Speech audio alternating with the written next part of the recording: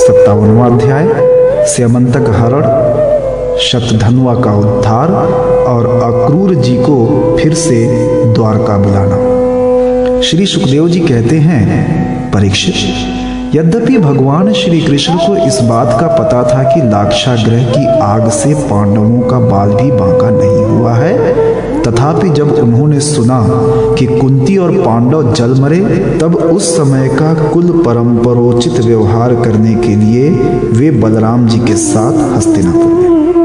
वहां जाकर भीष्म पितामह, कृपाचार्य, विदुर, गांधारी और द्रोणाचार्य से मिलकर उनके साथ समवेदना सहानुभूति प्रकट की और उन लोगों से कहने लगे, हाय हाय, ये तो बड़े ही दुख की बात हुई। भगवान श्री कृष्ण के हस्तिनापुर चले जाने से द्वारका में अक्रूर और कृतवर्मा को अवसर मिल गया।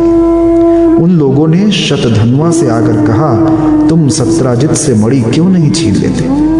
सत्राजित ने अपनी श्रेष्ठ कन्या सत्यभामा का विवाह हमसे करने का वचन दिया था और अब उसने हम लोगों का तिरस्कार करके उसे श्री कृष्ण के साथ ब्याह दिया। अब सत्राजित भी अपने भाई प्रसेन की तरह क्यों न यमपुरी में जाए। शतधन्वा पापी था और अब तो उसकी मृत्यु भी उसके सिर पर नाच रही थी। अक्रूर और कृतवर्मा के इस प्रकार बहकाने पर शतधन्वा उनकी बातों में आ गया और उस महादुष्ट ने लोभवश सोए हुए सत्राजित को मार डाला। उस समय स्त्रियां अनाथ के समान रोने चिल्लाने लगी, परंतु शतधन्वा ने उनकी ओर तनिक भी ध्यान न दिया। जैसे कसाई पशुओं की हत्या कर डालता है, वैसे ही वो सत्राजित को मारकर और मणि लेकर वहां से चंपत हो गया। सत्यभामा जी ने देखा कि मेरे पिता मार डाले गए हैं। बड़ा शोक हुआ और वे हाय पिताजी, मैं मारी गई, इस प्रकार पुकार पुकार कर विलाप करने लगी। बीच बीच में वे बेहोश हो जाती और होश में आने पर फिर विलाप करने लगती। इसके बाद उन्होंने अपने पिता के शव को तेल के कड़ाहे में रखवा दिया और आप हस्तिनापुर को गईं। उन्होंने बड़े दुख से भगवान श्री कृष्ण को अपने पिता की हत्या का वृत्तांत सुनाया। यद्यपि इन बातों को भगवान श्री कृष्ण पहले से ही जानते थे।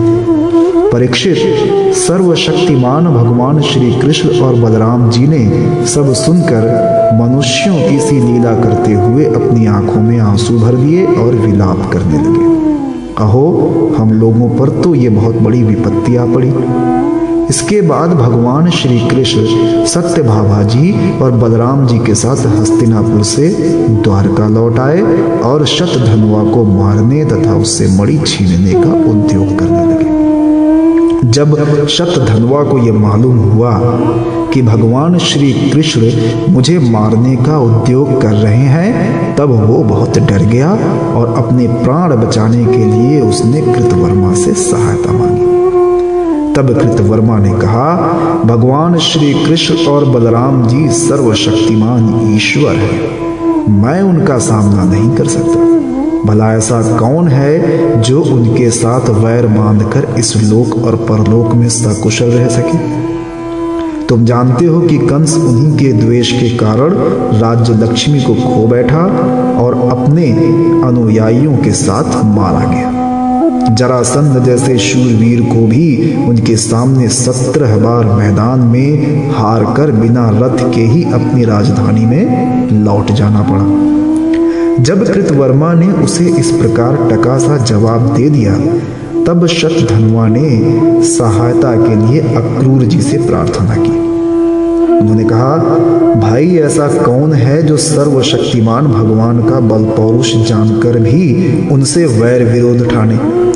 जो भगवान खेल खेल में ही इस विश्व की रचना, रक्षा और संहार करते हैं तथा जो कब क्या करना चाहते हैं इस बात को माया से मोहित ब्रह्मा आदि विश्व विधाता भी नहीं समझ पाते, जिन्होंने 7 वर्ष की अवस्था में जब वे निरे बालक थे, एक हाथ से ही गिरिराज गोवर्धन को उखाड़ दिया और जैसे नन्हे नन्हे बच्चे बरसाती छत्ते को उखाड़ कर हाथ में रख लेते हैं, वैसे ही खेल खेल में ने 7 दिनों तक उसे उठाए रखा, तो मैं उस भगवान श्री कृष्ण को नमस्कार करता हूँ। उनके कर्म अद्भुत हैं। वे अनंत अनादि एक रस और आत्म स्वरूप हैं। मैं उन्हें नमस्कार करता हूँ। जब इस प्रकार अक्रूर जी ने भी उसे कोरा जवाब दिया, तब शतधन्वा ने स्यमंतक मणि उन्हीं के पास रख दी और आप 400 कोस लगातार चलने वाले घोड़े पर सवार होकर वहां से बड़ी फुर्ती से भागा। परीक्षित, भगवान श्री कृष्ण और बलराम दोनों भाई अपने उस रथ पर सवार हुए जिस पर गरुड़ चिन्ह से चिन्हित ध्वजा फहरा रही थी और बड़े वेग वाले घोड़े जुटे हुए थे। जब उन्होंने अपने श्वशुर सत्राजित को मारने वाले शतधन्वा का पीछा किया, मिथिलापुरी के निकट एक उपवन में शतधन्वा का घोड़ा गिर पड़ा। अब वो उसे छोड़कर पैदल ही भागा। वो अत्यंत भयभीत हो गया था। भगवान श्री कृष्ण भी क्रोध करके उसके पीछे दौड़े।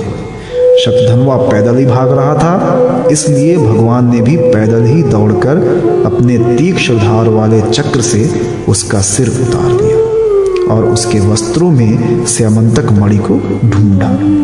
परंतु जब मणि मिली नहीं, तब भगवान श्री कृष्ण ने बड़े भाई बलराम जी के पास आकर कहा, हमने शतधन्वा को व्यर्थ ही मारा, क्योंकि उसके पास स्यमंतक मणि तो है ही नहीं। बलराम जी ने कहा, इसमें संदेह नहीं कि शतधन्वा ने स्यमंतक मणि को किसी न किसी के पास रख दिया है।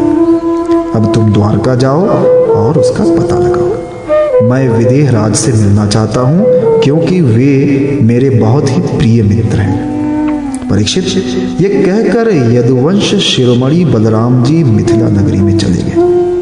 जब मिथिला नरेश ने देखा कि पूजनीय बलराम जी महाराज पधारे हैं, तब उनका हृदय आनंद से भर गया।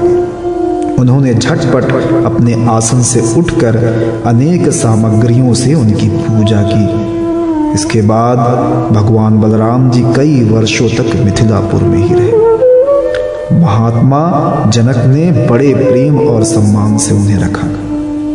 इसके बाद समय पर धृतराष्ट्र के पुत्र दुर्योधन ने बलराम जी से गदा युद्ध की शिक्षा ग्रहण की।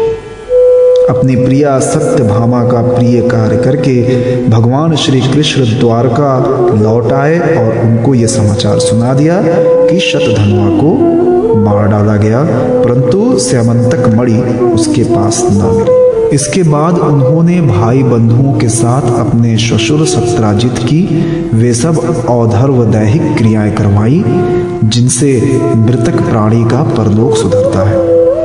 अक्रूर और कृतवर्मा ने शतधन्वा को सत्राजित के वध के लिए उत्तेजित किया था। इसलिए जब उन्होंने सुना कि भगवान श्री कृष्ण ने शतधन्वा को मार डाला है, तब वे अत्यंत भयभीत होकर द्वारका से भाग खड़े हुए। परीक्षित, कुछ लोग ऐसा मानते हैं कि अक्रूर के द्वारका से चले जाने पर द्वारका वासियों को बहुत प्रकार के अनिष्टों और अरिष्टों का सामना करना पड़ा।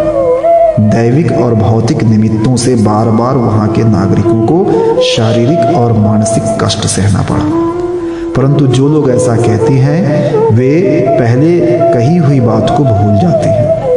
भला ये भी कभी संभव है कि जिन भगवान श्री कृष्ण में समस्त ऋषि मुनि निवास करते हैं, उनके निवास स्थान द्वारका में उनके रहते कोई उपद्रव खड़ा हो जाए? उस समय नगर के बड़े बूढ़े लोगों ने कहा, एक बार काशी नरेश के राज्य में वर्षा नहीं हो रही थी, सूखा पड़ गया था। तब उन्होंने अपने राज्य में आए हुए अक्रूर के पिता श्वफल्लक को अपनी पुत्री गांधिनी ब्याह दी। तब उस प्रदेश में वर्षा हुई। अक्रूर भी श्वफल्लक के ही पुत्र हैं और इनका प्रभाव भी वैसा ही है। इसलिए जहां जहां अक्रूर रहते हैं, वहां वहां खूब वर्षा होती है तथा किसी प्रकार का कष्ट और महामारी आदि उपद्रव नहीं होते। परीक्षित, उन लोगों की बात सुनकर भगवान ने सोचा कि इस उपद्रव का यही कारण नहीं है। ये जानकर भी भगवान ने दूत भेजकर अक्रूर जी को ढूंढवाया और आने पर उनसे बातचीत की। भगवान ने उनका खूब स्वागत सत्कार किया और मीठी मीठी प्रेम की बातें कहकर उनसे संभाषण किया। परीक्षित, भगवान सबके चित्त का एक एक संकल्प देखते रहते हैं, इसलिए उन्होंने मुस्कुराते हुए अक्रूर से कहा, चाचा जी, आप दान धर्म के पालक हैं। हमें ये बात पहले से ही मालूम है कि शतधन्वा आपके पास वो स्यमंतक मणि छोड़ गया है जो बड़ी ही प्रकाशमान और धन देने वाली है। आप जानते ही हैं कि सत्राजीत के कोई पुत्र नहीं है, इसलिए उनकी लड़की के लड़के, उनके नाती ही उन्हें तिलांजलि और पिंडदान करेंगे, उनका ऋण चुकाएंगे और जो कुछ बच रहेगा उसके उत्तराधिकारी होंगे। इस प्रकार शास्त्रीय दृष्टि से यद्यपि स्यमंतक मणि हमारे पुत्रों को ही मिलनी चाहिए, तथापि ये मणि आपके पास ही रहे, क्योंकि आप बड़े व्रत निष्ठा और पवित्र आत्मा हैं तथा दूसरों के लिए उस मणि को रखना अत्यंत कठिन भी है। परंतु हमारे सामने एक बहुत बड़ी कठिनाई ये आ गई है कि हमारे बड़े भाई बलराम जी मणि के संबंध में मेरी बात का पूरा विश्वास नहीं करते। इसलिए महाभाग्यवान अक्रूर जी, आप वो मणि दिखाकर हमारे इष्ट मित्र बलराम जी, सत्यभामा और जाम्बवती का संदेह दूर कर दीजिए और उनके हृदय में शांति का संचार कीजिए। हमें पता है कि उसी मणि के प्रताप से आजकल आप लगातार ही ऐसे यज्ञ करते रहते हैं जिसमें सोने की वेदियां बनती हैं। परीक्षित, जब भगवान श्री कृष्ण ने इस प्रकार सांत्वना देकर उन्हें समझाया बुझाया, तब अक्रूर जी ने वस्त्र में लपेटी हुई सूर्य के समान प्रकाशमान वो मणि निकाली और भगवान श्री कृष्ण को दे दी।